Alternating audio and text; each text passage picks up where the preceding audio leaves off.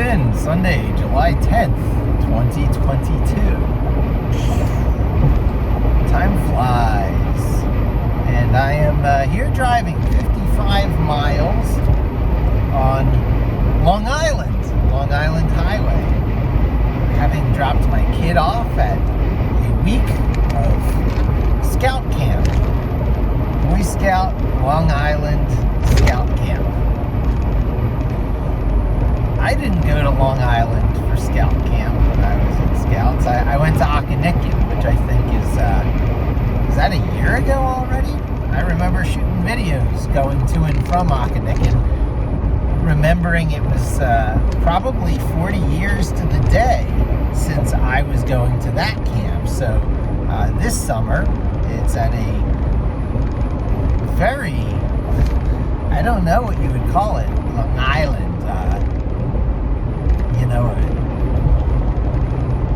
The rich suburban suburbs, the closest, richest suburban suburbs of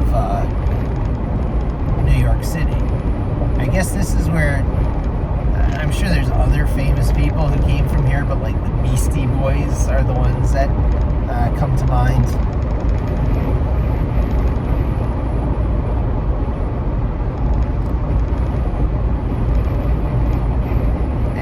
You pass things that I guess you've kind of heard of growing up. Some of these suburbs of New York City are just so famous that their names penetrate into the popular psyche, even mine, through media.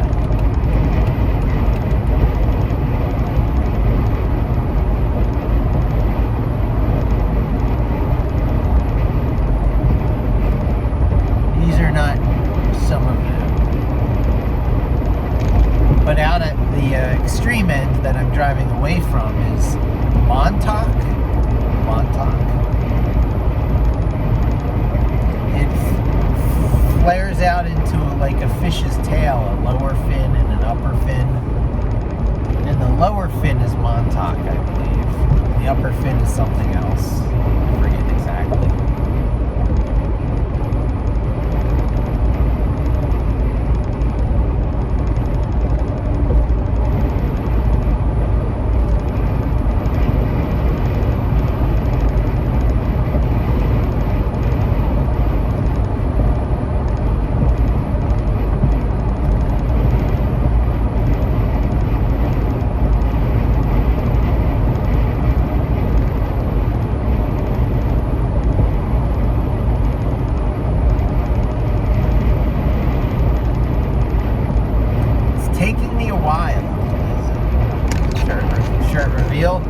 I am certainly not being the Flash, returning my mindset to where it needs to be now for my day job. As much as I resist surprise retooling because everything changes, I am making a new thing, change in my system. I'm forcing a change with the use of LXD containers. This is a pretty major shift for me. I have to do a first major project under an LXD container. So a number of the videos that I have pushed out livecast-wise, which I may start doing again because my life has somewhat settled to a point where I can do videos like that in the morning.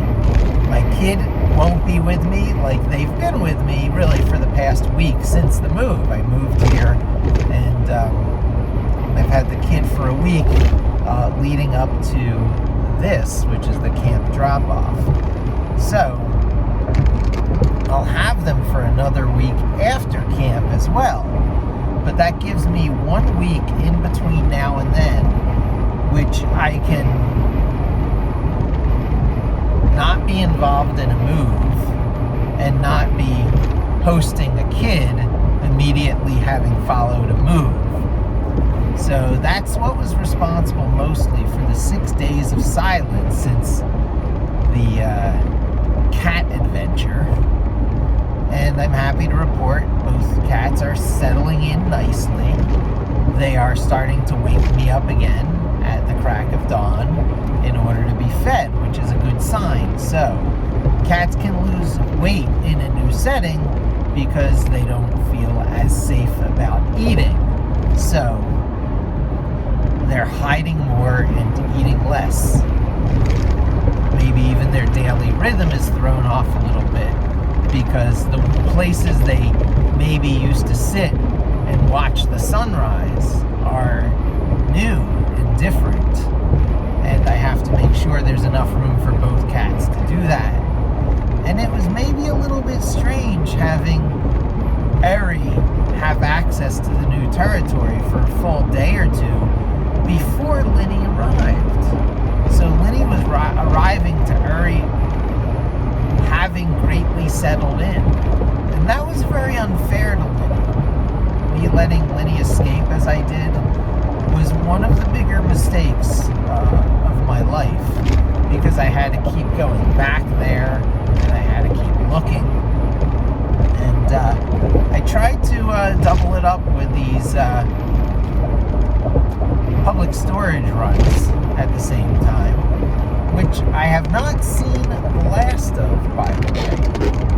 I will have a few more of those trips ahead of me. Maybe even this coming week I can double up on videos in the morning before business hours, do my work, and then in the evening do a quick run up to the public storage. I want to get that thing emptied out as soon as possible, because until I do, that's an extra $250 a month I'm spending that I really don't need to be, would prefer not to be. And so I kind of got my pedal to the metal on finishing out this move, having not rented a truck and dumped all this stuff and had, that extra expense and not enough time to sort and dig my way through it. It's time to start purging things out of my life. So I'll be looking up when the getting rid of, when the cleanup days are in the, old place I lived. And I'll be sure to be up there during those days so I can get in line to pay the $20 to get rid of a carload of stuff. And in that way, on maybe 2 trips or so, I can get rid of most of the large stuff that I feel I want to throw out, and then use a return trip to fill the car with the stuff I want to keep. I have one glass display case that is not going to be pleasant getting up that flight of stairs, but that glass display case is somewhat symbolic in our lives now. We actually bought it while we were in the Poconos, and it's nice for Addie to have a static location in their life where they can display things and they can arrange it like a little museum, shrine sort of thing or whatever, which is perfectly fine. It's good for people to have that kind of thing in their life, which is a static display that can be moved to dynamic new locations where we live, being in a new apartment such as we are. So the lessons here, so many of my talks lately have been coming back around to the nature of home. Labels are stupid. Home is one of those labels we apply to this concept of where we live and where we belong, how we primarily relate to the world and to life, where we keep ourselves and we keep our stuff. It's a big decision. Oftentimes it's a barely even thought about decision. The answer is within 30 miles of where you were born, and that's your lot in life. So the decisions of your parents become predominantly your decisions, the driving force behind your major life decisions as well, because you've got some support network that was created for and around you growing up, which provides some sort of comfort level. And then you've got the whole rest of the world. You've got other tribes, other lands, adventures to go on. And no assurances assurances. If you stay home, it could end up you have a wonderful life, or you could just be full of regrets and never get it out of your mind because,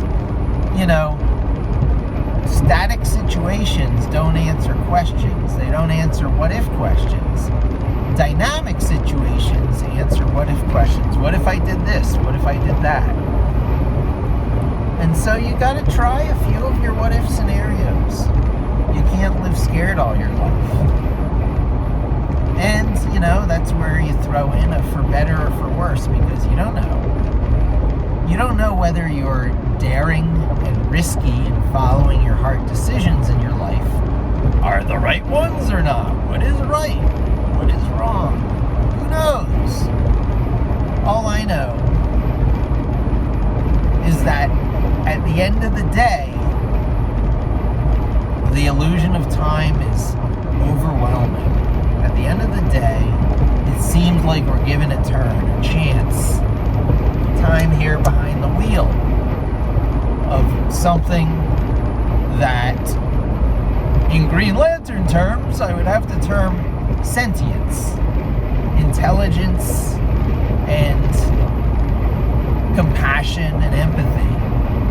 Intelligence beyond the scary kind of intelligence that can mechanically arise in a system in order to perpetuate itself and its being. So the selfish gene, as described so brilliantly by not Darwin, that was Dawkins. There's a Freudian slip.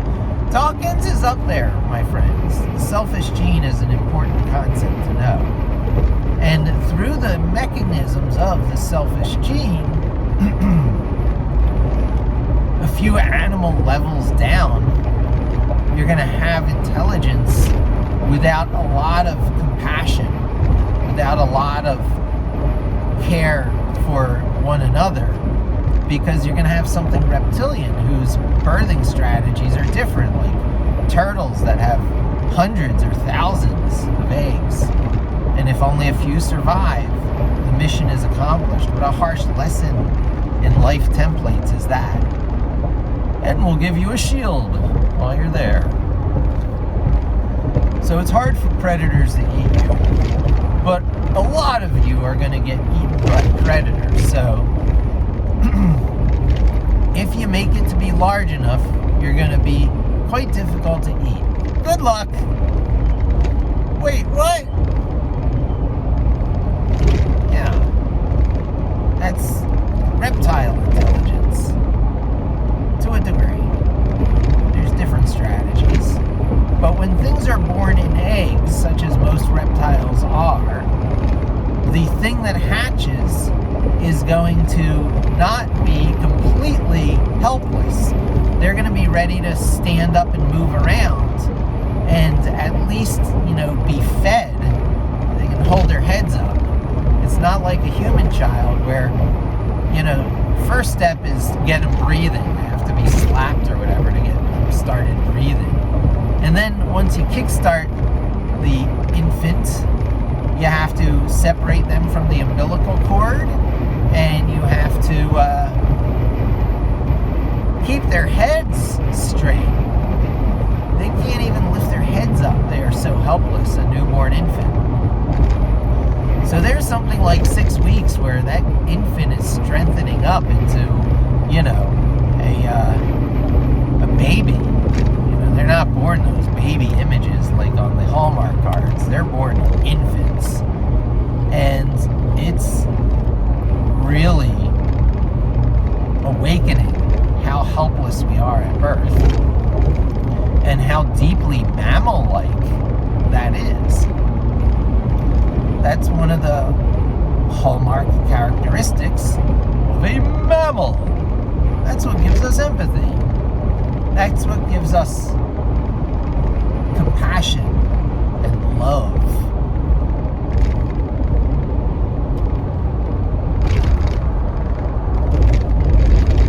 Before that, there's a very reptilian.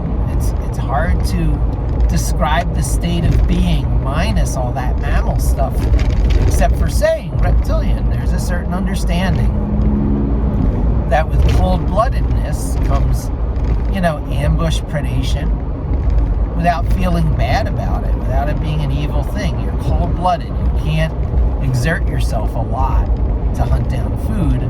So your best strategy is to blend in, to become the bush. I am the bush. And to jump out at things who are not expecting it. Very noble, right? Yeah, well, scary. Scary as death to mammals who are being preyed on by such reptiles. So, eternal designs, the crocodilian and alligator designs are so well designed that they're going to be around for a long time. Them and fireflies, right? So, like crocodilians that came in lots of different sizes, like there were gargantuan crocs that could give dinosaurs, big dinosaurs, a run for their money. And one must imagine they had some similar strategies like death rolls and stuff. Can you imagine a croc the size of like a school bus doing a death roll? Oh boy. So anyway, those things die off because of overly specialized designs. They require prey that is too big. So when herds are thinned out, the specialized predators are thinned out too, or go extinct. And the more generalist you are to adapt to this and that, from both the herding animal perspective and from the predators who hunt them perspective. And then these other oddballs who, can live off the herd. It's not unheard of. But they have other ways of sustaining themselves. They can get their nutrition in a pinch from the termites. You would not want to, but you could. And you're a generalist. A lot of tricks come your way because you can memorize things and you can encode information and you can transmit that information down through the generations so that information can be added to information.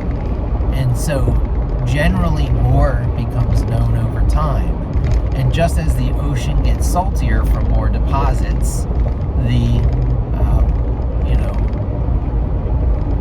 animal becomes more aware of its environment and sentient by layering up more memory and details of just its lot in life, the ability to introspect, to ponder one's own existence, as with a reflection in a water surface mirror, looking into the surface of water, seeing your own reflection, to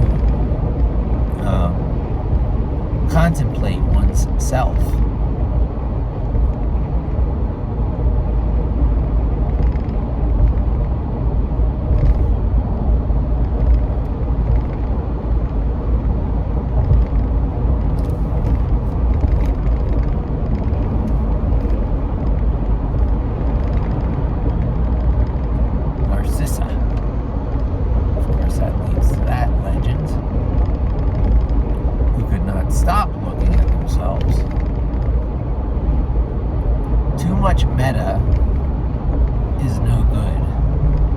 Much meta detracts from happiness. Thinking about thinking reduces quality of life.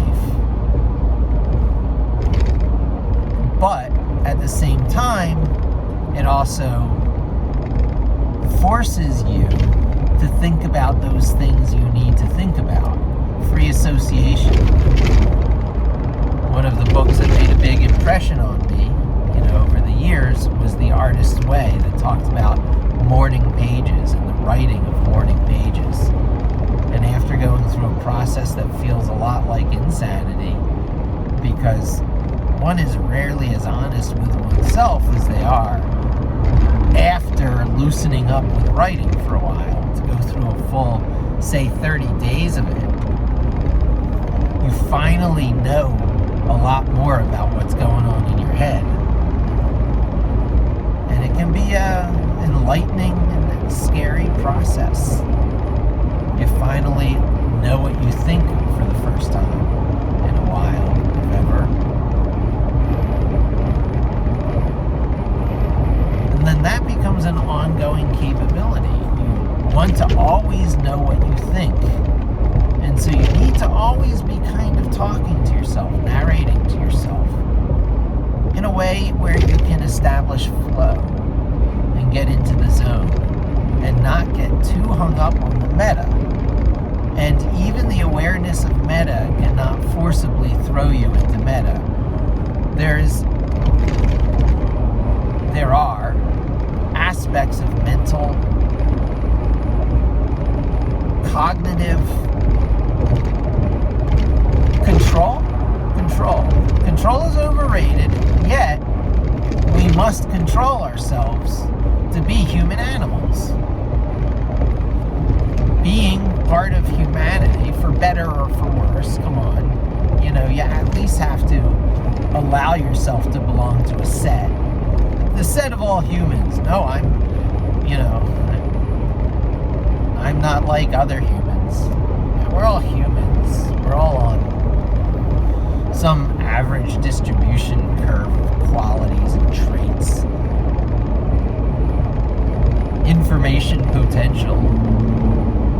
It seems to me that many of my lines of thought and many of my videos of recent weeks and years have been coming back to the belief that the purpose of life is to overcome the heat death, the eventual and perhaps inevitable heat death of the universe. The center cannot hold. Yeats did some deep channeling. The question is whether the center can hold or not. The center being the sentience and life potential of matter. Can matter hold itself together? What matter ultimately matters?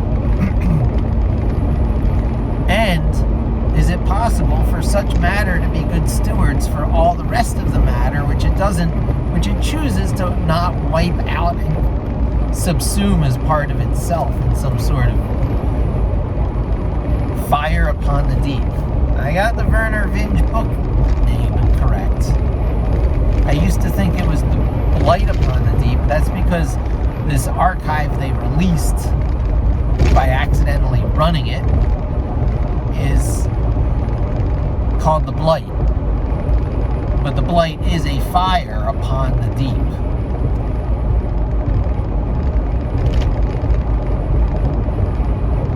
In a lot of ways, a mechanical hack. An information life hack. An information life hack, which is whose vibe is very much conveyed in as the bad guy, the dark, in A Wrinkle in Time. There is a sameness about it. There is a sensibility that if less is more, then a lot less is a lot more. And a reductionist attitude that would try to get all matter in the universe down to its most useful subcomponent states for dynamic reassembly.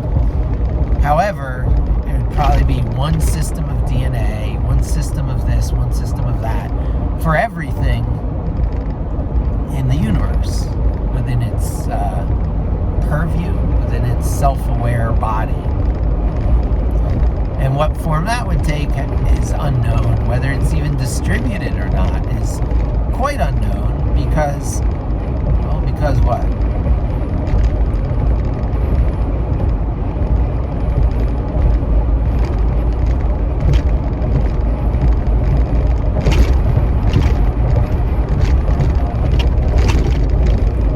Because any self-aware matter scenario, gray goo, or good stewards of the local resources and diversity, whatever scenario it plays out, We know they at least clump into galaxies, and galaxies clump into galactic clusters. And the nature of galactic clusters is hard to visualize how they're distributed, whether it's like white noise throughout space. Because soon you get into the realm of observable universes, right? There's only so many galactic clusters in an observable universe. There's some limits to like how far light can travel during the course of a human life. And that is like the knowable universe. One, assuming, mortality, can never know more than a universe of just this, cross-section like blip of what light can reach, where you were born in the time you were alive. Not where you were born, but, the general neighborhood, assuming, you're not immortal, and FTL, faster than light travel, is not possible. So we must presume for the time being that faster than light travel is not possible. Or else the trans-dimensional police or what have you have to be really good. Something like these various sci-fi visions that keep certain timelines advantaged. Time police. They had those in Umbrella Academy. They had those in Gravity Falls. There was a lot of versions of time cops. Star Trek had those in the Time Wars.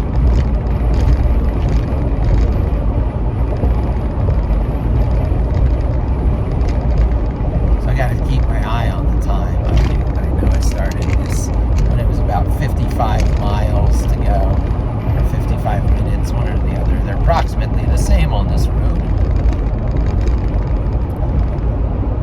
And I'll be switching. Yeah, I see signs for like Bayshore and Kings Park. So I'm going to have to pay attention to driving again pretty soon. So I'm going to be switching this off. But I'll be wanting to take it up there again pretty soon because I'm putting things in perspective. My personal work, coming up with parallels to home and location and ways things might actually be. How much, at what point does information matter more than matter? At what point is information the important thing and not the particular atoms a thing is made of? If you can get back a perfect information state, if there is such a thing, right? Because analog, digital, sampling, how can you ever record initial conditions? The ability to accurately record initial conditions in almost any system is an open question. It's not as clear-cut as people think. People think it's more clear-cut to measure initial conditions because of the artificial notion of knowable initial conditions that all technology surrounding digital has given us. Sampled. Good enough is good enough. Yeah, well, maybe for MP3 files, but not for, digitizing consciousness, for example.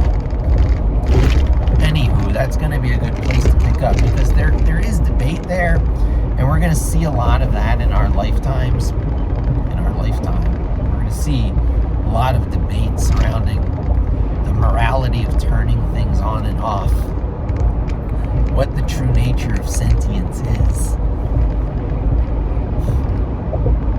Can information itself become self-aware? Self-aware information. It is just for lack of a substrate to run on, some sort of dynamically reprogrammable hardware substrate. Your hard drives, your CPUs, any kind of matter that can be arranged into that kind of stuff. Maybe even take advantage of quantum properties, quantum mechanical properties. Who knows? We got some truly fairy tale stuff coming up before us. 20 years. It's going to be a lot of change in 20 years.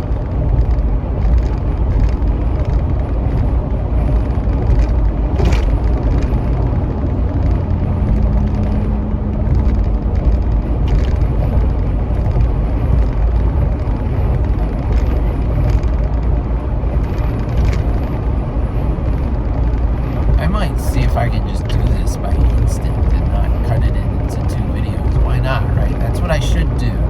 That gives an element of suspense. I'm on something called 495 West, I believe, on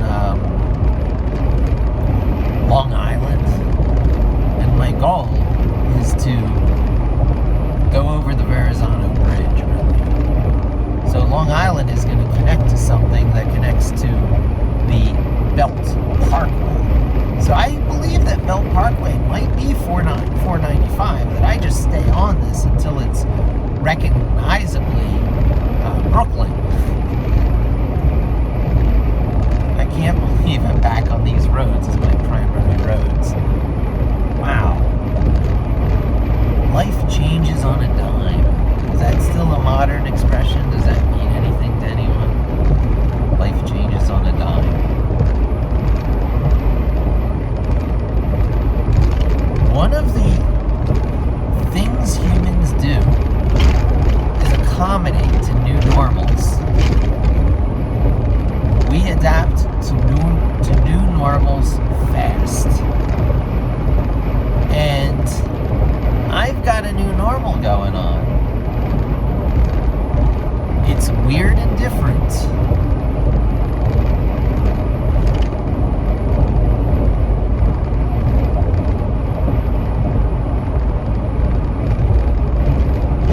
I let myself get walked all over a lot through life. Once people learn that they can walk all over you, they take it for granted and they devalue you.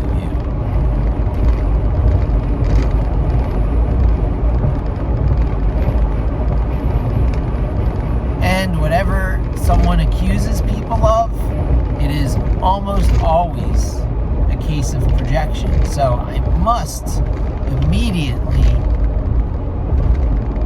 ask myself why I feel that way.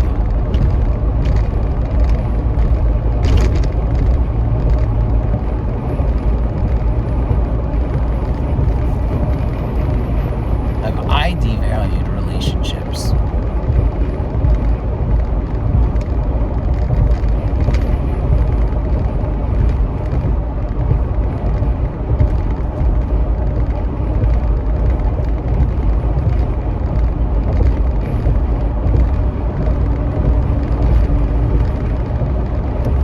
Introspection's hard to do.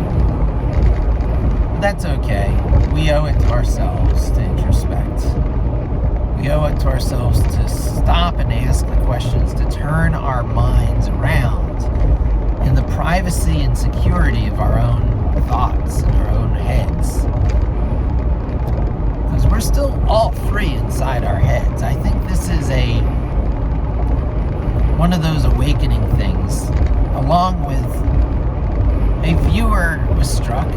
I got to get the names right, but one of my YouTube viewers was struck by the fact that reading code is running code.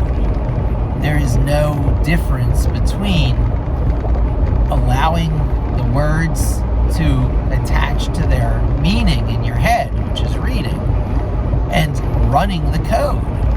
That's what's happening when you read anything. You're running the code in your head.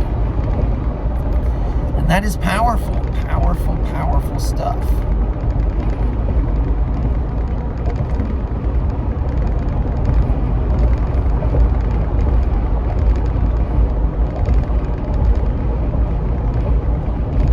That's why when you have to inspect code for its, whatever, runnability, for suitability, for its safety, for just even seeing if it's something that, to take it for a test run, that the concept of sandboxing a system has become so very popular of late. Virtual machines have always been a thing. But there's a certain performance hit and lack of reliability that is mitigated on the higher end virtual machine systems. things like server farms these days, quote, server farms. That's their whole purpose in life. Amityville, there's a famous one in passing.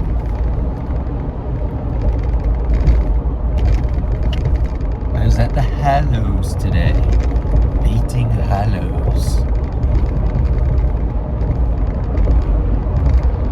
Someone was saying they were getting Harry Potter vibes off of the camping grounds up there.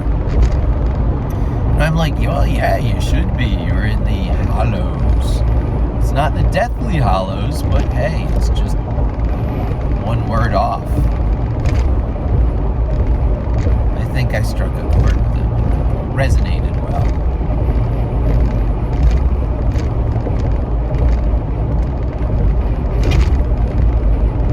I don't even know what a Hallows is. You know what it makes me think of is gallows. Gallows are scary because that's where people get hung and stuff. You know, bring them to the gallows. But the Deathly Hallow makes me visualize a gallows because it's deathly. I think I'm getting my words mixed up.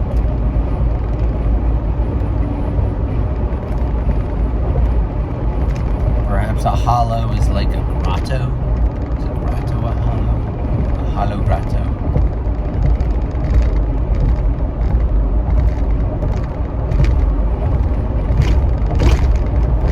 Supercala hollow.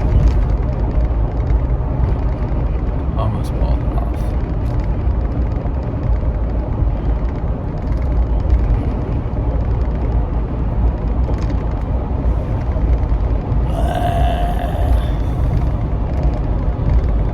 You know it is not the coolest thing after a while? Driving. Boy, I wish cars auto drove themselves. That would be nice. I would be such a prime target for that. If, say, in a few years I had to give this car up to someone because it's been so promised that there's no way I could not. That is a giant carrot being dangled in front of the child. Keep 'em, jeep 'em. Yeah. I'm going to be able to properly motivate the kid into good behavior because giving the car is not, conditional. However, certain other things about making the having of the car easier is conditional. How much of the insurance I pay, how much of the gas expenses I pay.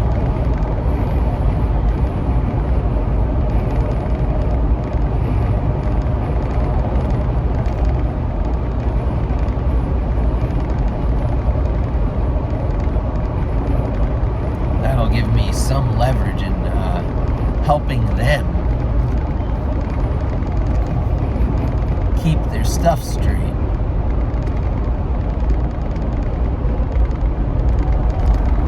Laundry in the hamper, trash in a trash can. I am so going to insist on that. Bringing food stuff back into the kitchen at least. Not allowing the food stuff to sit waiting to be collected in a bedroom. That's unacceptable. We are not animals. You have to learn how to care for yourself as if you are the main one doing it, because someday you will be.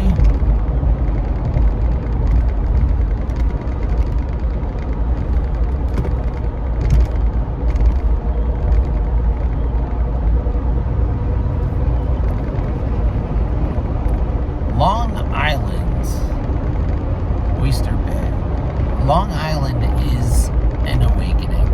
It's not like I particularly want to be here, but sorting out the whole New England thing is a thing. Like, New England what? Is there a New England? Well, there's not really a state called New England per se, but there's a lot of New England states. They really fancied themselves as England. They brought a lot of the British ways. And you have to go up north a little bit more for most of them. Some might argue New York is the start of it, but, there's Connecticut. Connecticut really is where a lot of that New Englandiness starts. But here's a little touch of it here at Long Island. Long Island has a little bit of New England, because if you want to be really close to New York City, the Isle of Manhattan, and you want to have a house still, like a suburban experience, well, why not put it on the local island? It's long. There's a lot of room to work with. We can build a lot of stuff out. All along this long highway you're going to be driving on for a much longer period of time than you ever imagined when you heard, oh, Boy Scout camp, not Boy Scout, Scout of America camp is, at the end of Long Island. I'm like, oh, well, that's, yeah, I've heard of Long Island. I know that's near New York City. How far could it be? Well, let me tell you, it could be an hour and 45 minutes drive, mostly along this Long Island. And so that's what I'm sort of undoing right now, which is fine.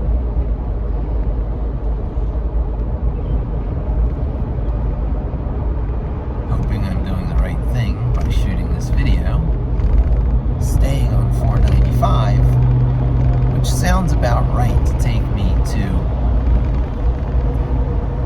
Bay Parkway. Yeah, I think I have that right. I think this is the same highway as in Brooklyn, running past Coney Island on, I guess, the west side of Brooklyn, which I think is itself an island. I gotta check into that. There's a lot of islands. A lot of big islands. They're popular. I guess because of trade. Defensibility. Forts and ports. Ports and forts. That's, I'm sure, the reason.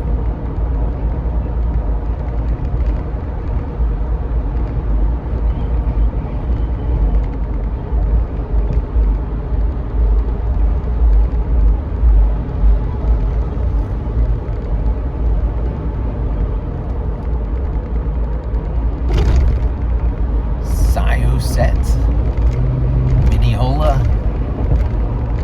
I'm sure I'm mangling these names, but these are the local beaches. If you wanted to not go too far into Long Island and just come over from, I think, Plum's Beach, Plum's Head Beach, Plum King Beach, I don't know, something like that. But there's a Plum Beach at about the furthest reaches of Brooklyn before you cross over some bridge and you're on Long Island. So it's a very continuous driving experience, I feel, from Brooklyn to Long Island. I don't feel like I took an exit in particular. And when I think back to what I think the numbers are for Bay Parkway, I think it's 495. I'm not 100% sure, but I'm sure enough that I'm going to try and make this work.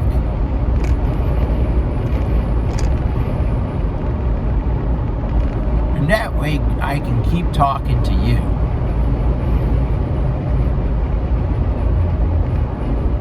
You're probably waiting for some glimmer of, like, what I'm going to do when I next sit down at the computer on my adventures in Linux. Well, it's going to be to take full advantage of this wonderful situation I have set up now. What is the situation? Well, let me tell you. It's all about home. Home is a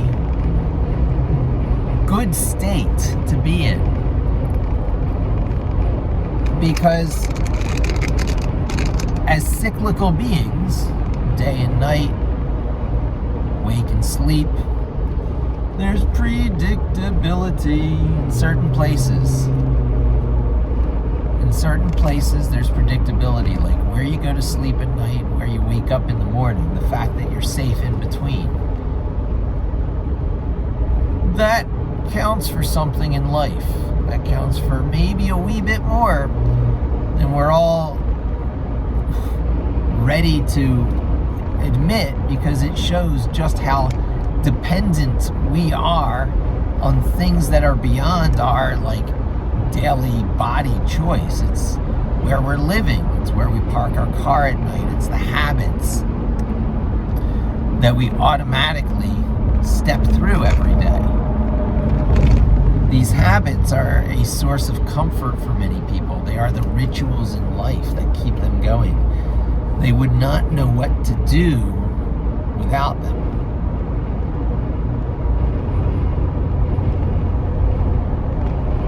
When these rituals are pulled away suddenly, well, what? Kind of a measure of who we are. When the underpinnings that were put there by the circumstances of your life are not there anymore, how well do you do? Can you survive? Can you get along?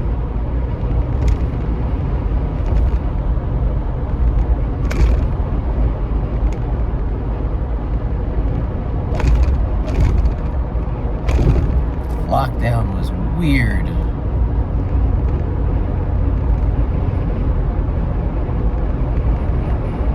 The 2 years of lockdown and quarantine are going to be used for excuses for a lot of stuff.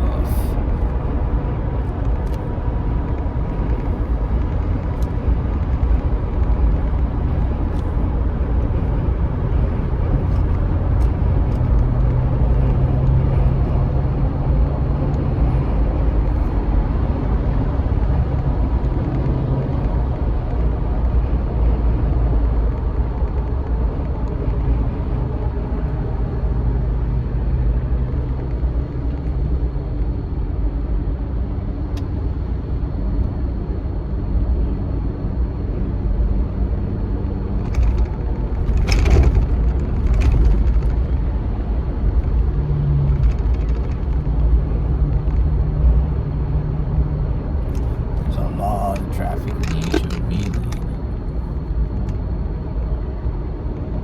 Not so much in the normal lanes. Well, it's pretty heavy in the normal lanes as well. Yeah, I see police lights up there.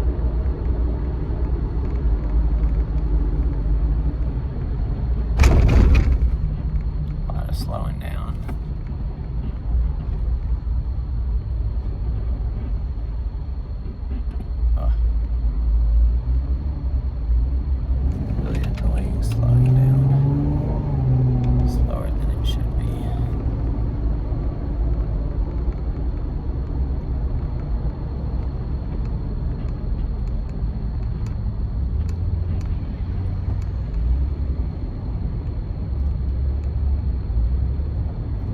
Okay, buddy. Think. The time has come, the walrus said, to think, think, think.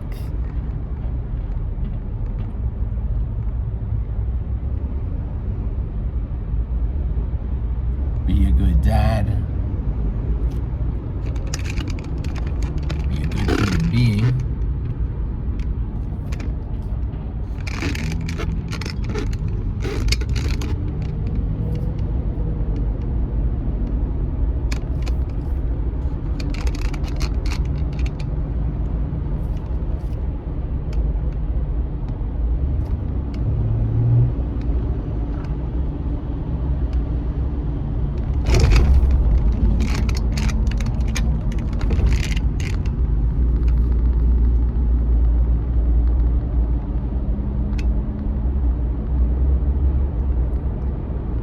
Your way back into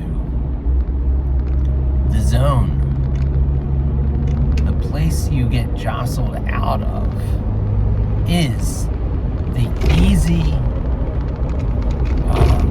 re-immersion into the zone. That's really what it is.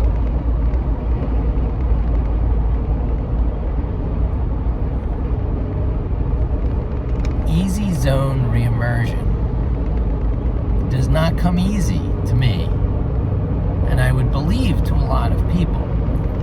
I believe that the majority of people really don't even understand the notion of the zone or getting into the flow. A true love state, the state of being in love with what you're doing, such that time just melts away.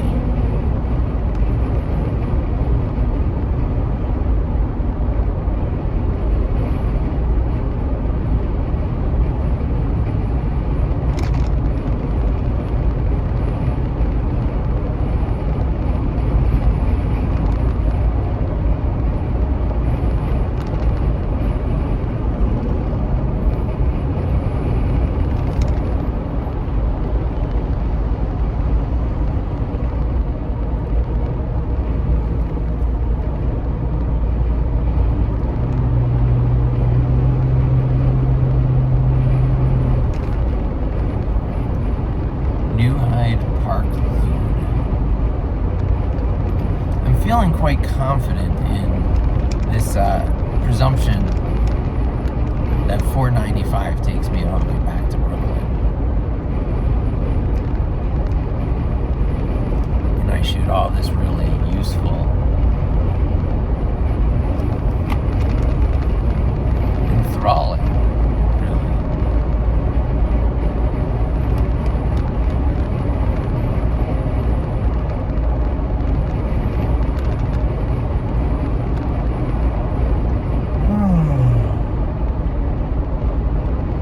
sleep,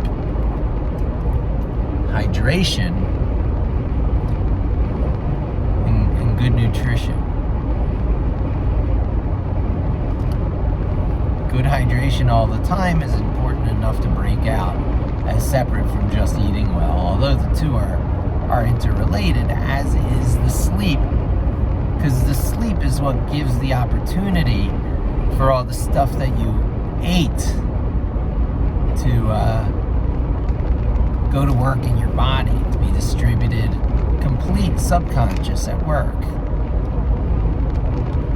You're unplugged. What better time for your body to do things that your awake body gets so verklempt over? So you do a lot of healing in your sleep, especially if your waking self is not conducive to your healing. So it starts a cycle, a vicious cycle of like, it feels like you're depressed and getting too much sleep, but sleeping is a way of not facing your depressive self state. And then you're depressed because you sleep so much. It's a difficult trap to escape. But you can and you do escape it. You escape it with occupying the mind with things that you really enjoy, things that you love doing. So you look for those things and you find those things. You take note of those things. Those things that you can lose yourself in are themselves noteworthy. And so what you want to do is take a note. I really enjoy such and such, beekeeping, whatever it is.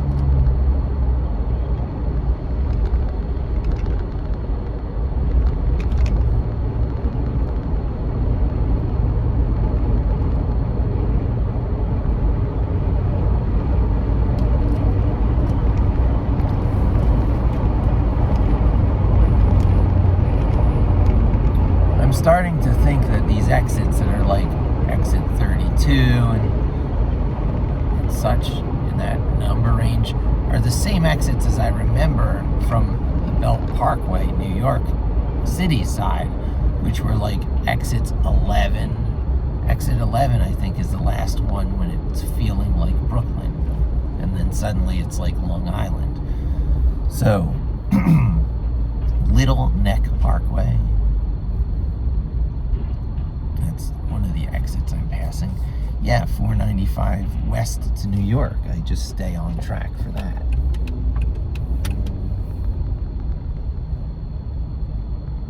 I get out of the Kennedy Airport traffic. Ugh. Cross Island Parkway, Whitestone Bridge, Kennedy Airport. That's the other route. Whose traffic I'm behind.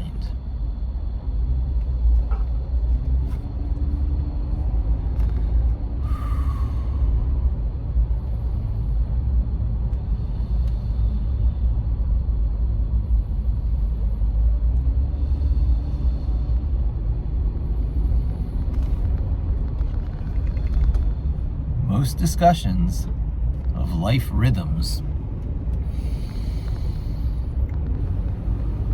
eventually lead to breathing.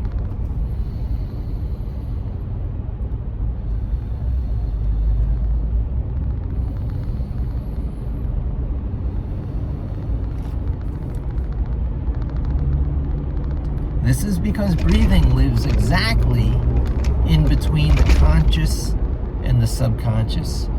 You can't stop breathing. Your body won't let you. Awareness of that can itself become a kind of anxiety or torture when you get into those hyper meta states. I can't stop thinking about breathing, so I have to keep myself breathing. If I stop thinking about breathing, I'm going to stop breathing. Oh my God. So you can imagine the tizzies that people can work themselves up into over breathing. The point is to not let yourself. The point is to exert and assert what it is to be human, to have your knowledge, to have your cognitive knowledge, your symbolic, associative understanding able to override what pure instincts or senses or your more animal memory tell you. There's an intertwined animal memory that knows smell and sight with a more refined language-based memory, language-based memory.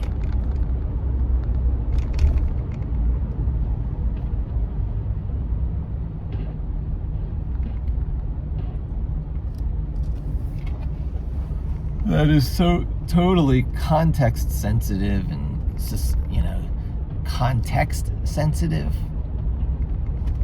What will our languages, what will a discussion like this even mean to someone 100 years from now?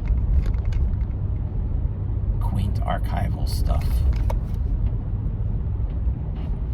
Remember those days before we had neural implants? What were our brains like then? Well, I don't know. Let's listen to a few folks. Who was talking back then? Oh, here's one. Neuralink. I'm buying Twitter and I'm putting computers in your brain. Yeah, so actual cyborg-like surgical computer interfaces are certainly possible. But would you want one? Honestly, for real, what could it give you that would be worth being hackable? To have a direct hardware hack to your brain. And I don't think that's worth it. I don't think that's worth it at all. So, we have a certain plasticity to our senses. It's been shown that we can portion off a slice of our sight for other things like Braille. And you could have glasses that do augmented reality. That's one thing. But augmented reality, in my opinion, is like a mouse and a point-and-click desktop. You don't need it. What you need the human-computer interface for is something like what was envisioned in Bobiverse as Guppy. You need an AI type assistant who has augmented reality level capabilities over your vision and similar effects with your hearing systems. And And you need to be able to get on and off the net quickly and easily and completely. So glasses are perfect. Glasses are perfect because it'll give you your superimposed stuff, it'll partition off some part of your field for other senses. And you can feel something like that hardware connection because new normals, humans adapt fast. It won't take long. But then you're not directly hardware hackable. You can at least take off the glasses if you were under some sort of denial of service attack or something.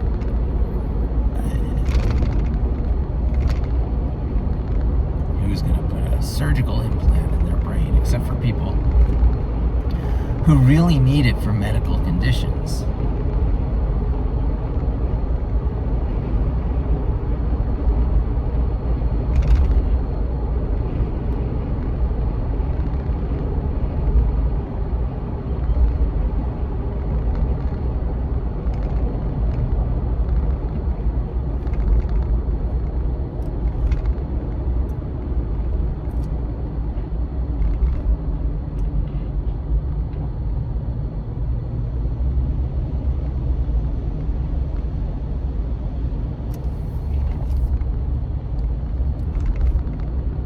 I gotta make choices. Grand Central Parkway is in a half mile.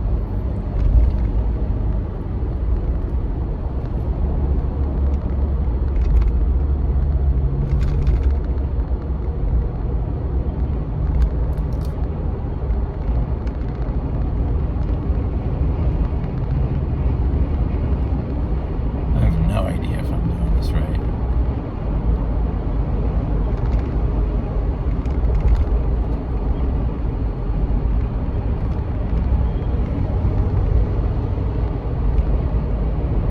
Not getting off onto the Grand Parkway. That seems like an alternative way to go. I want to stay on the west side of the island if I can, if I even still am. I am not sure if I'm still on a road called 495. I seem to be on a fairly major road. Apparently 278 is in 8 miles. That's the Verrazano, yeah. I am doing exactly the right thing. That's the number I'm looking for. I'm glad I'm not going in the other direction. They got some traffic. Whew.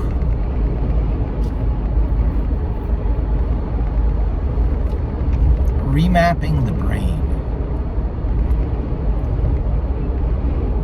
Adapting to new normals.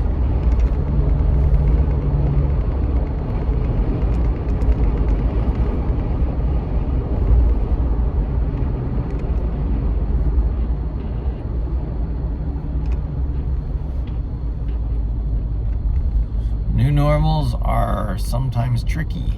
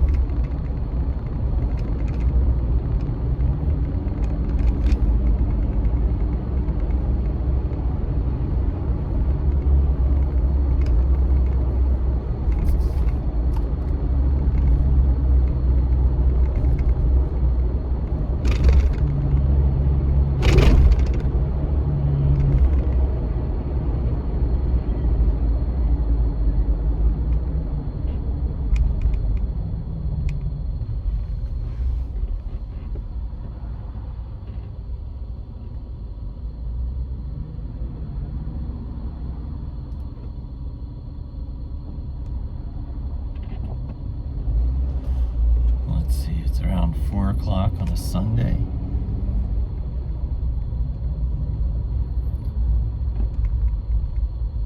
Very interesting. I have a week. What can you do with a week? What can you do with a week?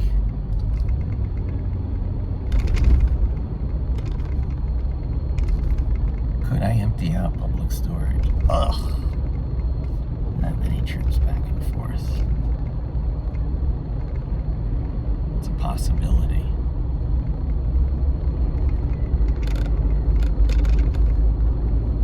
The sooner I get it done, the better.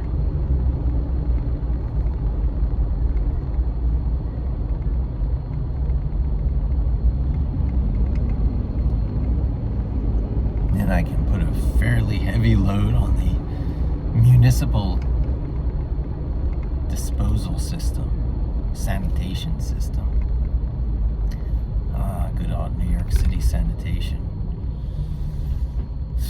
That'll be a change from these hired trash services that will only pick up the amount that fits into your rented trash cans. It certainly enforces, conscious consumption. Helps you produce less trash.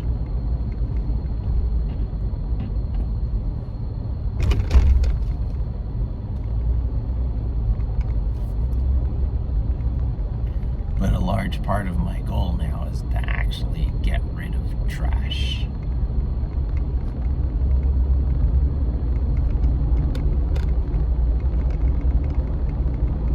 To refine and improve my life.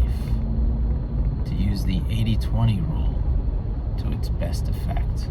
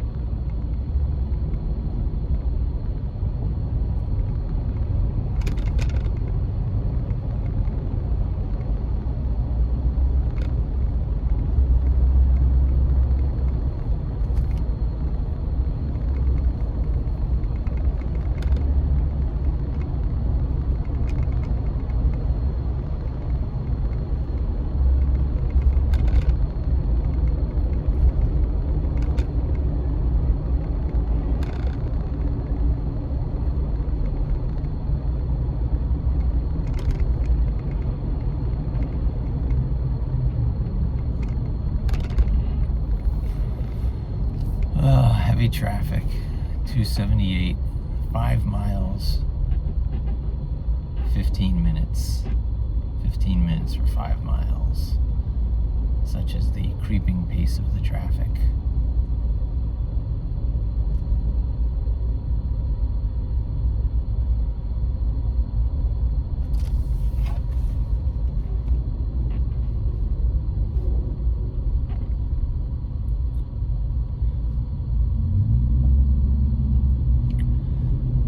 Drive to and from this scout camp is no small chore. I'm happy to do it.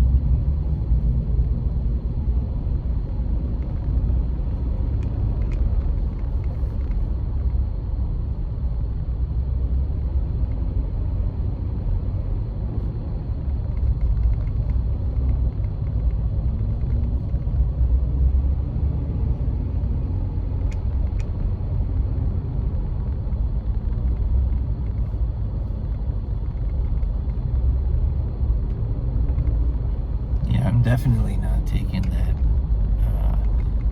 Park Highway past Coney Island.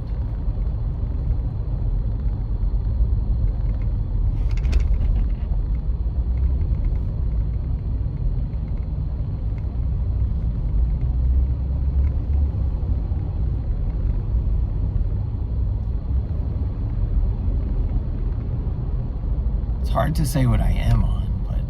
College Point Boulevard to 678 Van Wyck Expressway.